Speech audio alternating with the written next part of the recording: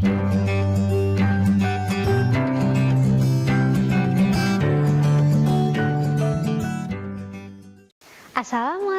warahmatullahi wabarakatuh. Halo teman-teman, bertemu lagi bersama Bu Yuni. Hari ini kita di kelas 10 akan mempelajari bab 3, ragam gejala sosial dalam masyarakat. Realitas sosial. Seorang ahli, Peter Berger dan Thomas Luckmann, dalam The Social Construction of Reality mengemukakan bahwa realitas adalah kualitas yang berkaitan dengan fenomena yang kita anggap berada di luar kemauan kita. Berger dan Luckmann melihat bahwa realitas sosial memiliki dimensi objektif dan subjektif.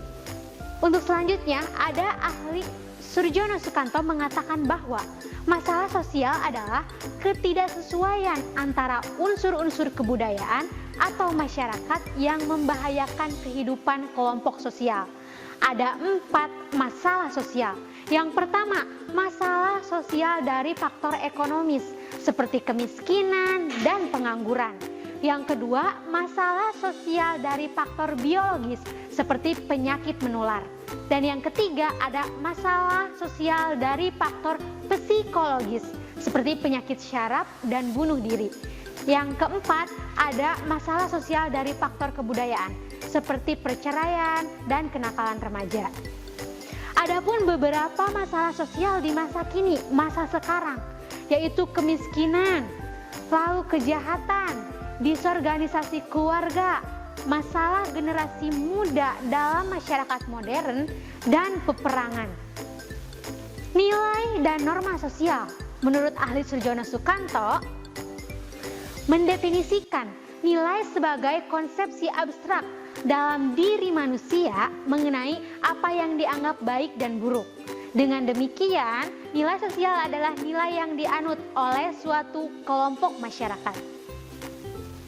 Untuk selanjutnya ada ciri-ciri nilai sosial, yaitu 1. Konstruksi masyarakat sebagai hasil interaksi antar warga masyarakat. Yang kedua, disebarkan antara sesama warga masyarakat, bukan bawaan individu sejak lahir. Yang ketiga, terbentuk melalui sosialisasi atau proses belajar. Yang keempat, bagian dari usaha pemenuhan kebutuhan dan kepuasan sosial manusia. Yang kelima, dapat mempengaruhi perkembangan diri seseorang. Adapun yang keenam, memiliki pengaruh yang berbeda antar warga masyarakatnya. Yang ketujuh, cenderung bekerja sama lain dan membentuk sistem nilai. Adapun menurut Dr. Andes Suparto, fungsi nilai sosial yaitu dapat menyumbangkan seperangkat alat untuk menetapkan harga sosial dari suatu kelompok, mengarahkan masyarakat dalam berpikir dan bertingkah laku, penentu terakhir manusia dan memenuhi peran-peran sosial, alat solidaritas di kalangan anggota kelompok masyarakat, dan alat pengawas atau kontrol perilaku manusia dengan daya tekan dan daya meningkat tertentu. Adapun macam-macam nilai sosial. Ada imaterial, untuk nilai ada imaterial dan material. Imaterial sendiri ada ajaran atau ideologi, gagasan, dan religi. Sedangkan material sendiri ada kegunaan dan kenikmatan. Serta imaterial membentuk 1. Kepribadian, 2. Tingkah laku, 3. Martabat, 4. Intelektual. Dan material itu mempengaruhi menghasilkan sesuatu yang dapat digunakan dan dinikmati oleh panca indera. Norma sosial sendiri, pengertian norma adalah aturan atau ketentuan yang mengikat warga kelompok dalam masyarakat. Norma dipakai sebagai panduan, tatanan, dan pengendali tingkah laku yang sesuai dengan harapan masyarakat. Kaidah atau norma yang ada di dalam masyarakat merupakan aplikasi atau perwujudan dari nilai-nilai yang dianut oleh masyarakat itu sendiri. Norma sosial dilihat dari kekuatan mengikat terhadap anggota masyarakat. Norma dibedakan menjadi beberapa tingkatan, yaitu cara, usage, kebiasaan, folkways, tata kelakuan, mores, dan adat istiadat atau custom. Norma yang berlaku di masyarakat dapat diklasifikasikan menjadi 5 jenis, yaitu norma agama, norma kesusilaan, norma kesopanan, norma kebiasaan, dan norma hukum. Norma sosial sendiri mempunyai tujuan, isi, asal-usul, pemberi sanksi, dan daya kerja. Contohnya, tujuan sendiri tujuan dari norma sosial yaitu untuk manusia. Lalu isinya ditunjukkan untuk sikap batin, asal usulnya dari Tuhan, pemberi sanksinya Tuhan, daya kerjanya membebani kewajiban. Untuk selanjutnya, sosialisasi dan pembentukan kepribadian. Ada banyak pendapat tentang sosialisasi, diantaranya menurut Peter L. Berger, sosialisasi adalah proses belajar seorang anak untuk menjadi anggota yang dapat berpartisipasi di dalam masyarakat. Dan menurut Anthony Ziden, sosialisasi adalah proses di mana seorang anak atau anggota baru dalam suatu kelompok belajar tentang cara hidup suatu masyarakat atau kelompok. Dan untuk selanjutnya, proses sosialisasi dan pembentukan kepribadian.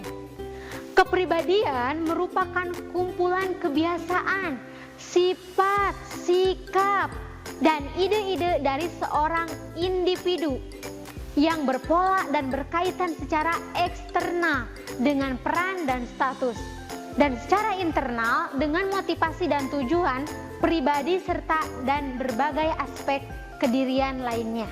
Adapun menurut para ahli, menurut Mead, ada 3 tahap perkembangan diri manusia.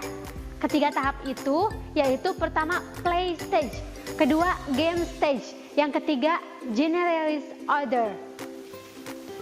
Untuk selanjutnya, tokoh pertama yang meletakkan sosiologi sebagai sebuah ilmu adalah Emil Durkheim. Metode sosiologi menurut Durkheim menggunakan konsep bebas nilai atau value free.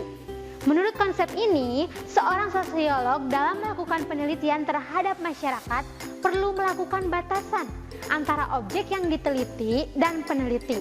Dengan demikian, hasil penelitian yang diperoleh dapat bersifat objektif. Adapun faktor pembentuk kepribadian. Faktor pembentuk kepribadian ada warisan biologis yang dibawa sejak lahir. Ada lingkungan fisik yang mempengaruhi lingkungan sekitarnya. Adapun kebudayaan, pengalaman kelompok, dan pengalaman unik.